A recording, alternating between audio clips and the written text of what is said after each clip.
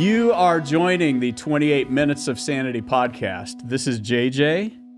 Paul is with us today. How's it going, Paul? I'm pretty good. How are you? Good. We've got a great guest today. We're going to get to that in just a second. But as always, I want to tell you, if you want to follow us on Twitter, you can find us at 28min of sanity. If you want to send us a note, an email of some kind, 28 minutes of sanity at gmail.com. We're talking today with a good friend of mine from 20 years ago. We just figured out, we did the math. We've known each other for 20 years. Dave Bydalek. Some of you might know Dave or know of him. Dave's the Chief Deputy Attorney General of the state of Nebraska. So, Dave, you're a big get for us. We tried to get Elon Musk, but he was taken by Babylon Bee, and so we're still very happy to have you, Dave. How are you doing, Dave? Thank you, JJ. Yeah. I'm glad to be here. Good. Doing well. Good to have you. I got a few warm-up questions for you here. You are, anytime I've asked you about this, you're incredibly optimistic. So I'm going to ask you this. Can Hoiberg get this thing turned around? What is your optimism level for Husker Hoops right now?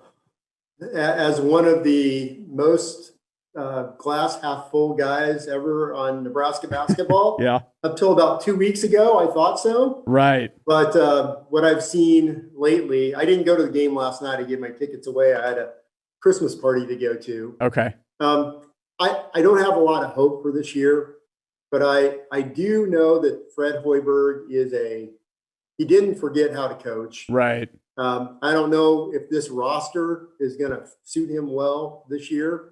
And I don't know how he assembled it. Yeah. Or why we assembled this cast of characters, but I will continue to have hope, JJ. Okay. Well, I love that about you. I'm glad you're hanging in there on that. And just if you're watching or listening right now, we're recording this a couple days before Christmas. So Dave, I know you're busy getting ready for Christmas stuff. So thanks for taking time with us. But by the time this goes out, it might be January, February. Maybe Nebraska's on its way to the NCAA tournament and Dave will turn out to be a prophet. We'll see. Dave, what food are you most looking forward to eating in the next couple weeks? Wow, that's a great question, JJ. I would probably say the ginger snap cookies. Okay, who makes which those? Don't come out usually until Christmas time. Right. I think they should be out there all year long because my wife makes great ginger snap cookies. Okay, your wife's homemade ginger snaps. Yes. All right. Now you're politically plugged in. If you wanted to make those a year-round thing, you could probably snap your fingers and make that happen, right? Well, JJ, I'm in the, I'm not in the legislative branch. I'm in the executive branch, but perhaps I could talk to one of the legislators and see what we could do about mandating something like that. I just know you know people. And so if you wanted that to happen bad enough, I think you could make ginger snaps great again. So I'm counting on you. A couple more get to know you questions, Dave. Your Twitter bio says that you are a music enthusiast. What are you listening to these days? What singers, what artists have you excited? Well, just recently, I've got the Christmas list going. Okay. And I kind of like jazzy, eclectic Christmas music. Actually, there's some stuff by Johnny Lang and Eric Clapton that's kind of bluesy. Uh-huh. So I've been listening to that lately. Generally, though, because of my children, my range is all the way from kind of country to even dabbling in some hip hop stuff. So you can get the whole spectrum on my Spotify playlist. Okay. All right. You're not a single genre guy. I am not. I kind of actually gravitate to classic rock, though. Classic where rock. I go back to. Okay. So if you knew you had like a month to live and you could go to one concert in that time, like it's your last hurrah, and you can even raise somebody from the dead if you need to bring back Hendrix or Johnny Cash or whatever, what concert would you? So I'm not limited by the time-space continuum then. No, I'm granting you godlike powers for just a little while. Okay, I would probably get the Beatles back. The Beatles? Okay. Yeah. All right. That's and fair. Maybe Tom Petty. Petty? Oh, yeah. I'd get in on that probably quicker than the Beatles, All right. Okay. I'd have to agree with All that right. one. Way better than the Beatles. Yeah, Paul's jumping in on Paul's on the petty bandwagon. So I just watched the Disney little mini series on Oh, the right. Beatles from Peter Jackson. It was fantastic. Oh, okay. Yeah, All right. What do you have to have Disney Plus for that? you do. Okay. All right. I'm a Christian, so we don't have Disney Plus in my house, but Well, to each his own. I remember you saying something about reading the Tolkien books, and the hobbits were drinking beer. Yeah. And so you thought that they probably weren't Christians either. Oh, yeah. Yeah. No, when the beavers in Narnia, when I was a kid, I was trying to square that. How can this be? I think I've got it worked through now, though, but as a kid, that was a little complex. So, All right, because I still remember that, JJ. do you? Okay. Yes. I don't know if that's good or bad. All right. So, Dave, give us on a little more serious level. Who are you? What's your day job? What's your background? Just give us kind of an introduction to who you are. Yeah. Well, I was expecting the metaphysical question, right? Right. Okay. I Expect am the unexpected, Dave. I'm an attorney, Christ follower. Came to Jesus when I was a sophomore in high school at the Fellowship of Christian Athletes Ministry in Grand Island, Nebraska. Met my wife in college. We got married my first year of law school. Completed law school. Have 4 kids. They're all married now. Got a couple of grandkids. And I worked at the Nebraska Attorney General's office right out of law school for about 8 years. Which attorney general did you work for then? Well, I started out with the Don Stenberg. Mm-hmm. And then after working for Don, I went over and was one of the chief policy advisors to Governor Mike Johans for 2 legislative sessions. And then I co-founded a place called Family First, which was a public policy institute. We worked on a lot of legislation, lobbying, kind of Christian worldview stuff in the public policy arena. And that's where you and I got to know each other. Mm-hmm. Did that for about 15 years before Attorney General Peterson asked me to come back and be the chief deputy at the Nebraska Attorney General's office. Okay, that's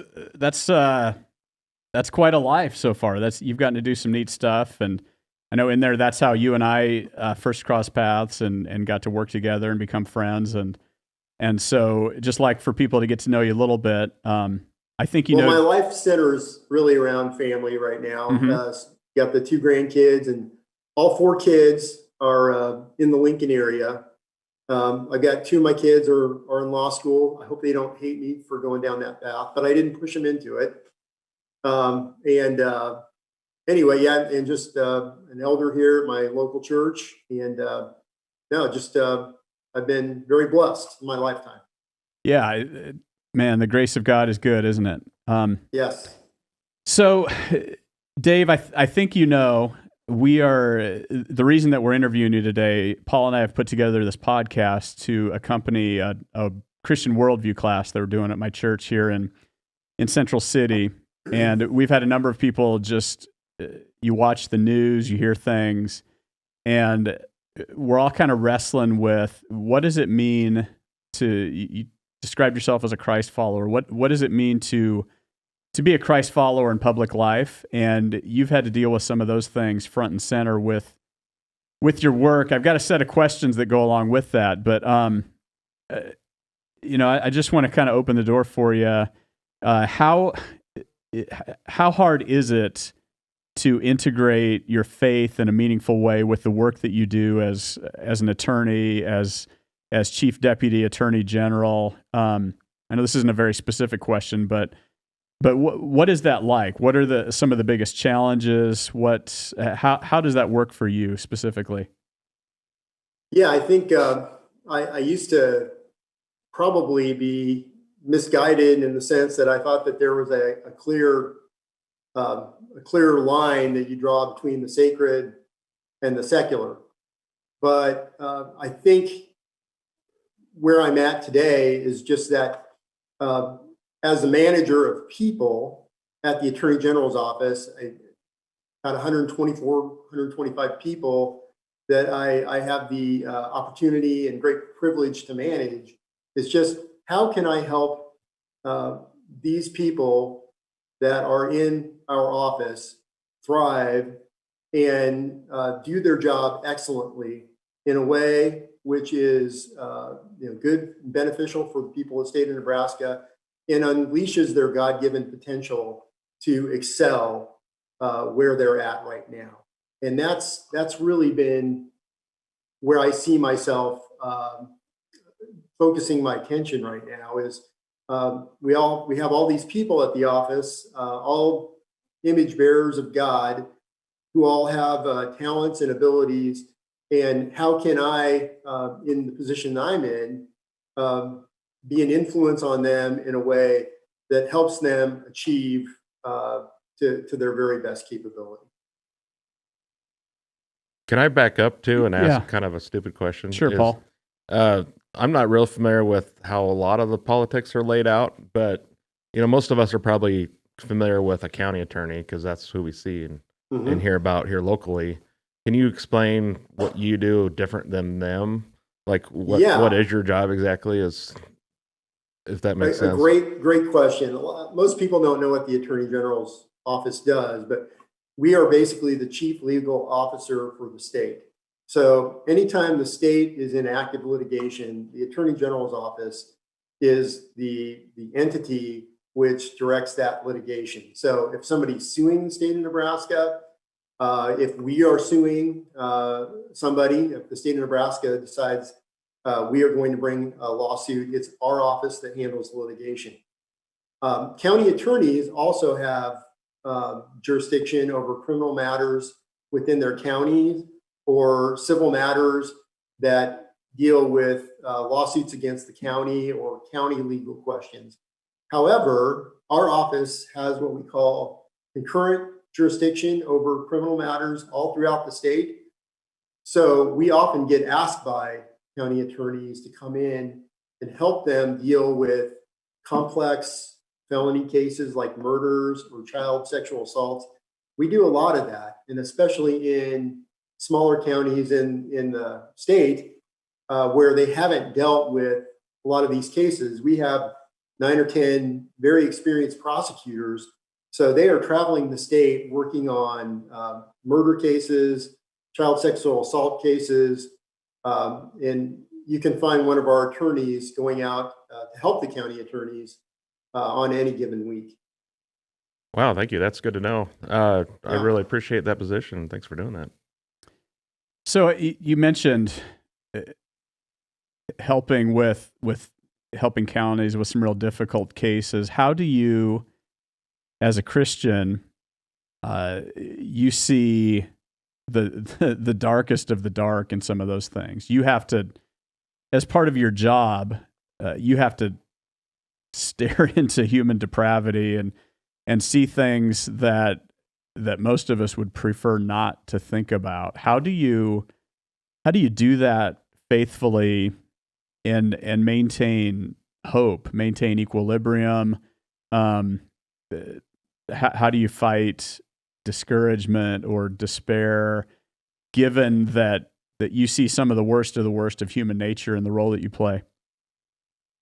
Great question, JJ. That's one of the most difficult parts of the job that we have at the Attorney General's office. Yet I see it kind of as a Romans 13 thing. We bring justice from the position of the state to people who committed evil acts. And I think we know inherently that the world is a broken place and broken people do bad things. And so from the position of the state, we try to bring justice to those situations, whether it be the murder cases or the sexual assault cases. And it is difficult to see some of the situations that our prosecutors and our investigators have to work with on a daily basis. Yet, I I take solace and a lot of hope knowing that the function of our office, where we're prosecuting people for these crimes, is really bringing justice, hopefully to the victim, and we're punishing wrongdoing. And we want to do that in a way that is faithful to the laws of the state, but also brings justice, the greatest amount of righteousness or justice to that particular situation. Sure. And that, I think just the ability to tell yourself that day in and day out, remind yourself that that's what you're doing, has to be helpful. How would you mesh, last question you mentioned managing people, and then I asked you just kind of for your own sake, how do you stay sane? How much of your day-to-day job working with that staff is reminding them of those truths? Not only for your own sake, helping Dave stay sane, but helping the work environment and the people you're working with in the same way. Is that a challenge? It's a challenge, and it's one of the greatest honors of serving at the Attorney General's office. Is we've got some great people, and so helping direct them or listening to their concerns, dealing with situations that arise in an office in a way that helps bring people together. And obviously it's a broken world, so not there's not a rosy ending to every situation. Right.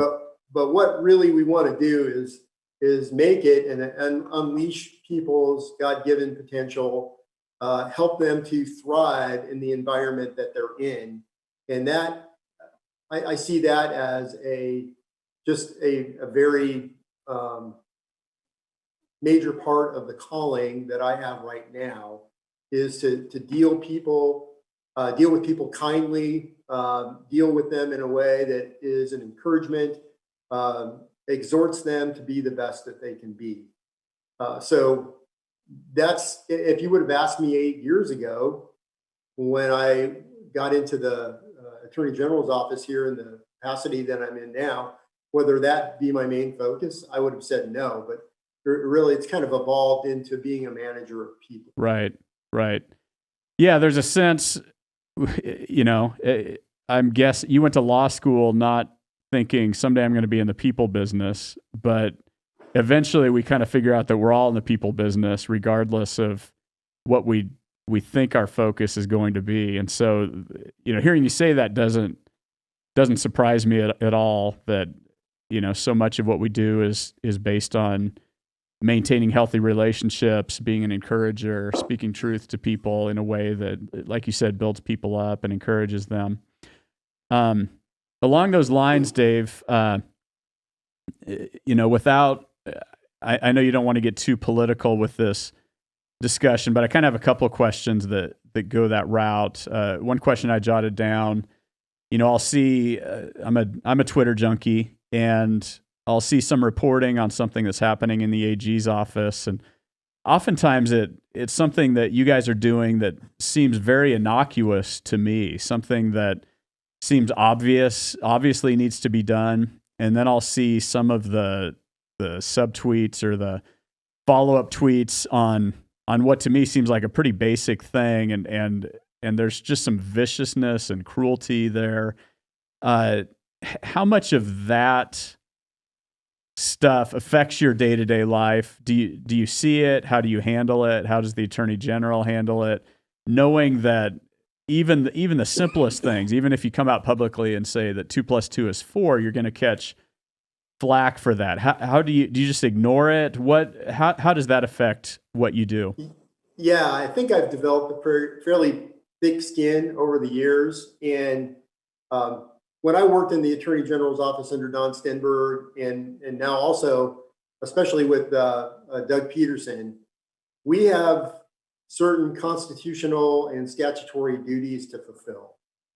And 99.9% of what we do in the office, even though people may think some of it's political, I don't see it as political. We have duties to fulfill under the law, under the Constitution, and we are really razor focused on attempting to fulfill our legal obligations. And so when you see criticism, and I'm on Twitter as well, the thing about it that you have to understand is like Twitter is not, you can't go to Twitter for a gauge on how most people are thinking about any particular subject. So we take solace in knowing that we're doing our job, even if people don't necessarily understand that fact or understand why we're doing what we're doing. We're doing what the law and the duties that we've been given command us to do, and that's something that we take a lot of pride in the sense that they elected us to do our job. Doug wants what we do to be dictated by the laws and the Constitution, and that's what our office attempts to do. So I'm hearing just simple faithfulness. You know, you wake up in the morning and you don't say, how do I carry out my own agenda? How do I get what I want out of this? But just how do I do my job faithfully? How do I execute my obligations to God, to the state of Nebraska, to my employer? If you stay focused on those questions, that's the biggest part of the battle, would you say? Right. And to give you a practical example, we often write Attorney General's opinions to questions that have been asked of us by state legislators saying, I'm thinking about doing this particular piece of legislation. Is it constitutional, or is it somehow, does it run afoul of the law? And I think that people on both sides of the aisle may be of the opinion that, well, we will doctor an attorney general opinion to suit our personal policy preference. And so we've had some conservative senators or some, people that are on the more left of center ask us questions about, is this particular bill that I'm thinking about presenting, is it constitutional? And what dictates our answer always is what our opinion will be based on what the law dictates, not what our personal policy preferences are. We're part of the executive branch. We're a law enforcement agency. We execute the law. We don't make the law. And so I think that if you do a poll of some of the senators, they would be, I think you'd hear good things about how we handle that type of situation. We basically tell them what the law says, and we don't put our own spin behind any of those opinions. Right. Is that hard? It's not a very complicated question, but yeah, at times, I'm a guy. I've got strong opinions about a lot of things, and I imagine it's pretty hard not to inject, what you'd like to see happen versus just faithfulness to your job. Well, yeah, we come to our positions. We all have personal preferences. We all have an ideology that we would like to see prevail. But when it comes to doing the job here, especially at the Attorney General's office, sometimes you have to put those aside and say, what is the law? And I may think it needs to be changed, but it's the legislature's job to change it, or it's the people of the state of Nebraska through the referendum initiative process to do that. And so that's, we're committed to faithfully upholding what the law says. Right. Again, the theme kind of comes back to basic faithfulness. JJ, if I could go back to the previous question, you talked about looking into the eyes of evil and stuff. Right. One of the things that we recently did at our office, we completed nearly, I think it was 180 pages of clergy abuse report Mm-hmm. that we published, I think, back around early part of November. Yeah, I was debating And- whether to ask you about that. So go ahead and say what, since you brought it up, I'm very curious to kind of get your perspective on that. Yeah, I mean, it was a 2.5 year period. Our investigators compiled a lot of information. We got, it was not designed to be focused on the Catholic Church, but what we were hearing and the calls we were getting were all from people who'd been abused by priests or people associated with the Catholic Church. And so that dictated where we went with our investigation. So we asked for a lot of information from the 3 dioceses here in Nebraska. And so my job for 9 months, I was the chief author of the report. So I went through thousands and thousands of pages.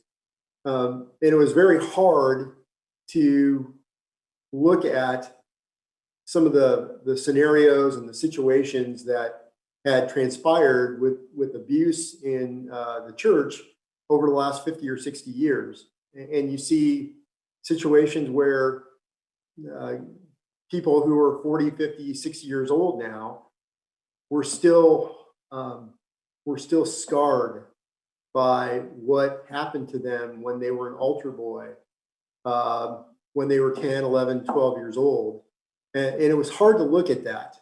The other part of that was the statute of limitations had run, so we couldn't really bring charges against any of the priests who had committed these sexual abuse acts.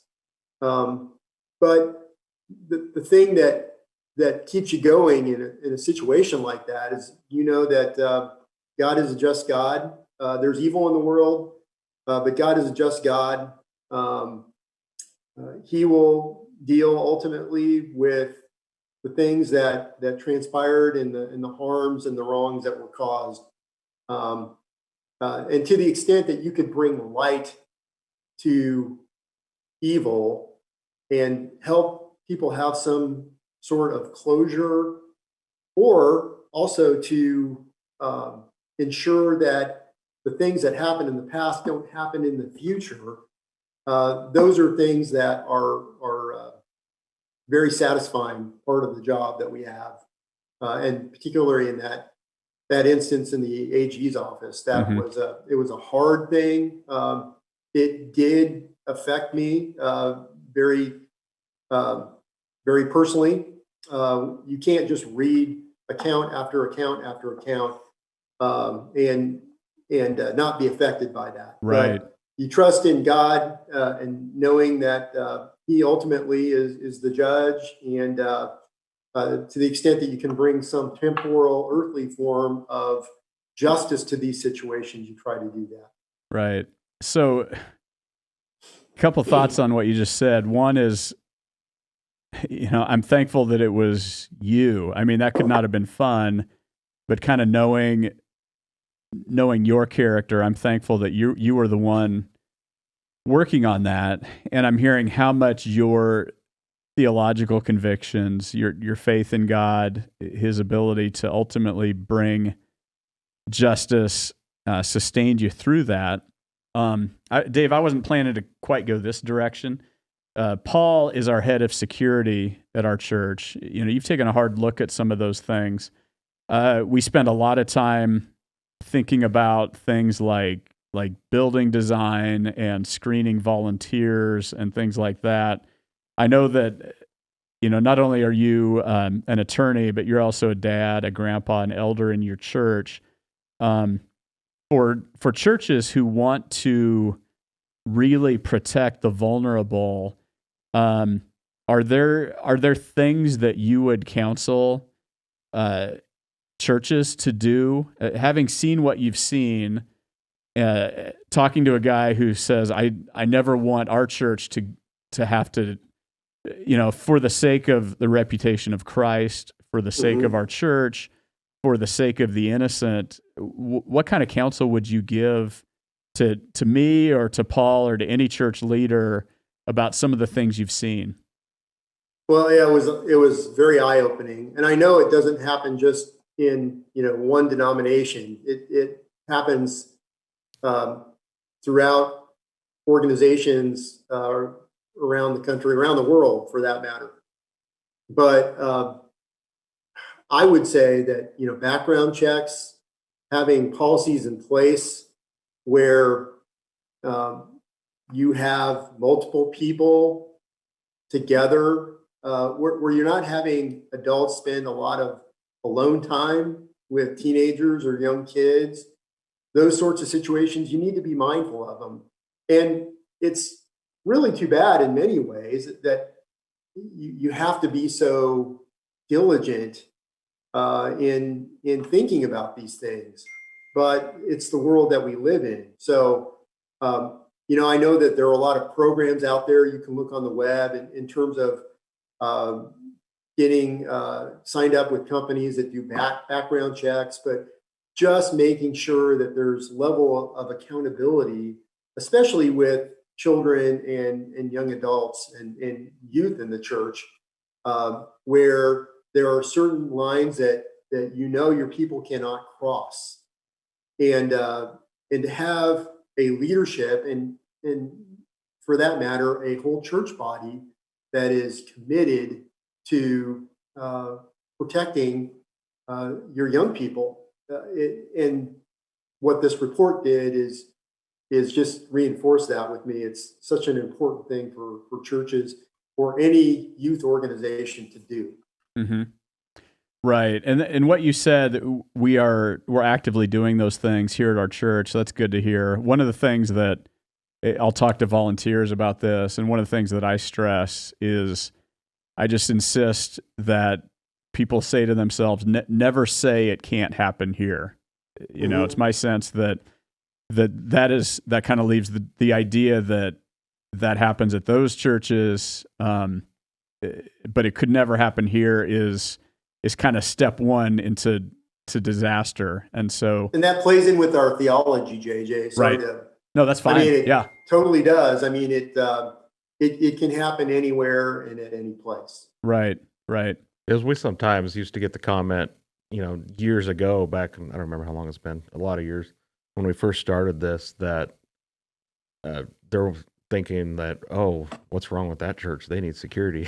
Yeah. But, yeah. When I was in law enforcement back in the day, it's in a small county, it's every denomination, it's every size. It does not matter. Everybody should be just keeping an eye on everybody all the time. And that will not happen here is not a thing. Some of the things you do, it feels over the top until it's not. It's kind of like you could spend hours digging a tornado shelter and feel like, man, I could be using my time better. It's clear blue sky out there, But then when the sirens blow, you're going to say, I'm sure glad we have this tornado shelter. There's just kind of some principles we need to have in place. So you don't want to wait till there's a tragedy. Exactly. You need to be proactive about exactly. these kind of things. Right. And JJ, that tornado thing, my tornado story of the Grand Island tornadoes back in 1980. So right. Yeah. That analogy hits home with me. So. You have real experience with that growing up in Grand Island. Sure. Do you have just a bit more time, Dave? A couple more minutes. I'm going to wade into one issue and we can let it go where, say as much or little as you want about it. But when you and I worked together in the early 2000s, one of the biggest issues that we worked on, that we would speak about, that we would lobby on was the issue of traditional marriage. And, our organization made the case that marriage is between a man and a woman, that's best for kids, it's best for society. We, on a superficial level, we have lost that battle. When the Obergefell decision came down here a few years ago, it seems like all of a sudden we don't hear about that issue at all. For Christians who continue to hold that position, do you have, what would you say to them? Is it a complete lost cause? What would you say to a Christian who just says, I'm thinking long term with this. I want to build a culture of marriage that honors God. Can I get your perspective on that? Yeah, I mean, obviously, as a Christian, we need to uphold the Christian understanding of human sexuality, which falls outside of the popular mores of our culture. In terms of what's going on the legal front, I think one of the things that is important is a vigorous protection of religious liberty. And one of the things that I see with this current court, and I think time will tell how you mean the current, when you say current court, you mean the existing Supreme Court? The existing Supreme Court is that they seem to be very good on the understanding of the issue of religious liberty and religious rights of conscience. And so in terms of being a total loss from a legal standpoint, I think that those are the battle lines that have been drawn right now.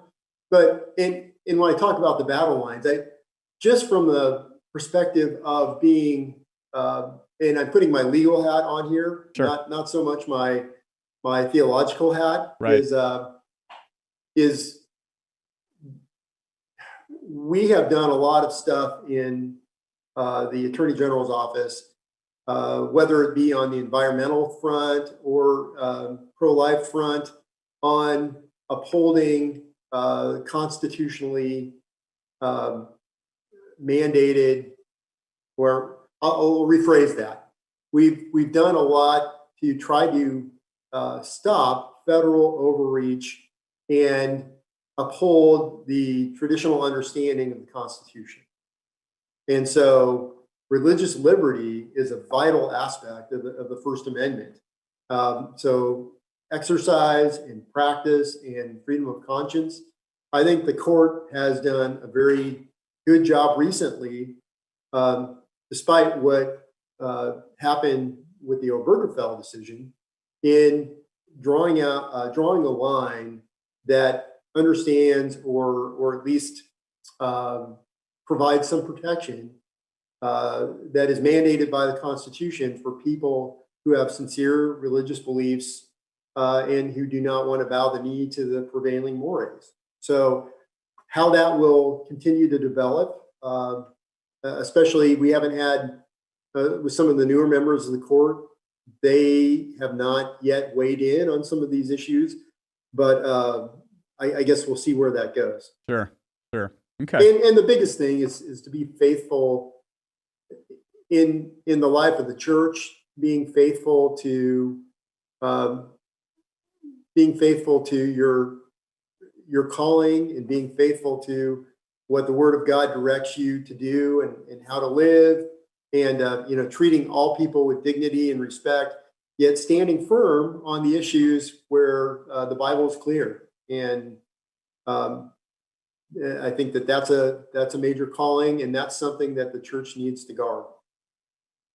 Right, to be full of grace and truth as Jesus was. Yeah. So Dave, I know you're busy. I know that, as we said, as we record this, Christmas is closing in, and so as we kind of land the plane here, I just want to tell you how much I appreciate your friendship and what you're doing there, and your time today, given that it's a busy season, and you mentioned you got a couple of grandkids who you're hopefully going to get to spend some time with the next few days. So Dave, thanks a bunch for what you're doing and for taking time with us today. We really appreciate it. Yeah, my pleasure, JJ. I thought we were going to get into the vaccine mandates, but anyway. Well, do you want to?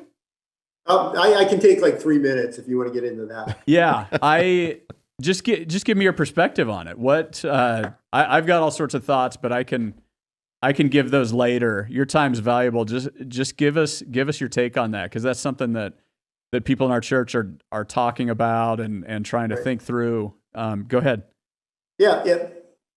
Personally, from a personal perspective, I'm not anti-vaccination. And in fact, if you listen to Ben Shapiro, I kind of come down with his line of thinking. But when it comes down to the government acting outside the scope of its authority, it's something that all of the Republican attorney generals have been very strong on. Attorney General Peterson, from the very moment that these mandates were issued, says we're going to oppose them because they are an overstep of congressional or presidential authority. And so you have the OSHA mandate, which basically mandates that vaccines for private sector employees, for employers over 100, with employers for, I'll say this again, which applies to employers of over 100 employees. You've got the Center for Medicine and Medicaid healthcare mandate, basically putting all sorts of vaccine mandates on healthcare workers and healthcare institutions that get Medicaid and Medicare services, and then the federal contractor mandate. And so we were particularly involved in the OSHA mandate.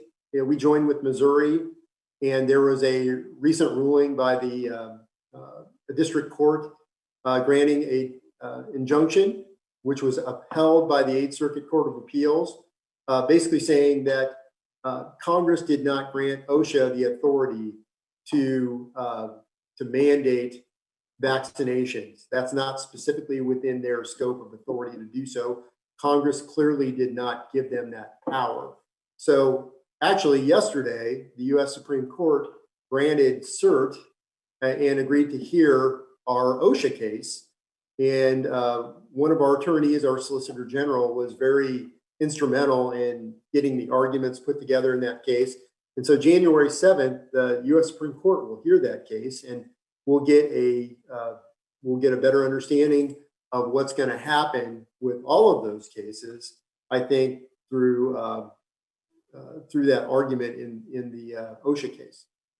Wow. Okay. So let me just say, on a personal level, I appreciate your work with that. The vaccine question is pretty complicated. The mandate issue doesn't seem complicated to me. That it is overreach to demand mandates. That seems pretty straightforward. So I appreciate what you're doing there. You mentioned January 7, and so the likelihood that people are going to hear this interview before January 7 is pretty low. So when that rolls around, I may give you a call or text you, and just the landscape might be a little different by the time this podcast actually goes public. So, well, great, yeah. And I'd love to do that, JJ. Yeah. And the thing, I kind of flubbed up the introduction to that, but that's all right. The thing about this is I feel like this is not going to be a case where we're going to be waiting till the end of the term. I don't think we'll be waiting till June to hear the outcome or the decision by the court on that case. I think it's going to come fairly swiftly because it's a matter of urgent impression. Right. And in fact, the expedited nature where the court decides, hey, we're going to hear this case on January 7th, that signals to me that we're going to have a ruling fairly quickly after that case is argued. Wow. Okay. So when this podcast goes out, the decision might be out there already, huh? Possibly. Okay. Well, yeah, and I didn't mean to go into that too much in depth, but it's something I know that people are worried about, and it's one of the aspects of the AG's office that I enjoy so much, is that when a governmental authority oversteps their boundary, the Attorney General's office really is the entity to act upon that and to fight against overreach. Right. And that's really what we've done in those vaccine cases. Right. And Dave, I feel like we could keep going forever. I mean, that just pinged in my mind the concept of spear sovereignty. There are things that God has given to the church. There are things God has given to the family. There are things God has given to the state, and each of those entities need to be faithful with what they've been given and not go beyond that. And so you're really playing a role in maintaining those appropriate boundaries that God has set down. And so appreciate your faithfulness with that. I do think we're out of time, Dave. I really appreciate your time here. I want to thank anybody who's been watching and listening. Follow us on Twitter at 28MIN of Sanity. Agree, disagree, question, comment, send a note to 28minutesofsanity@gmail.com. And we appreciate your time today. Thanks.